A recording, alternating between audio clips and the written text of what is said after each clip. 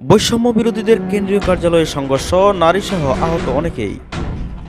রাজধানীর বাংলা মোটরে বৈষম্য বিরোধী ছাত্র আন্দোলনের কেন্দ্রীয় কার্যালয়ের দুই গ্রুপের মারামারিতে নারীসহ 7 শিক্ষার্থী আহত হয়েছেন। মঙ্গলবার 21শে জানুয়ারি বিকেল 4:30টার দিকে এই ঘটনা ঘটে। পরে আহত অবস্থায় তাদের উদ্ধার করে ঢাকা মেডিকেল কলেজ হাসপাতালে জরুরি বিভাগে নিয়ে আসা হয়।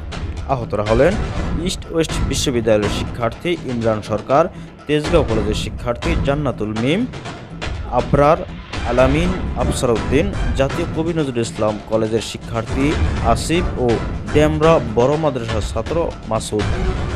আহত আল আমিন জানান, যাত্রাবাড়ি জোনের সমন্বয়কদের একটি মত বিনিময় সভা ছিল। এ সময় সমন্বয়কদের উপস্থিতিতে তাদের সামনে আমাদের একজন সহযোদ্ধার উপর হামলা চালানো হয়। পরে আজকের কেন্দ্রীয় কার্যালয়ে এই বিষয় নিয়ে কথা বলতে এলে নাইম আসাদ বিন রনি, রিফাত রশিদ ও হৃদয়ের নেতৃত্বে তারা আমাদের উপরে হামলা চালায়।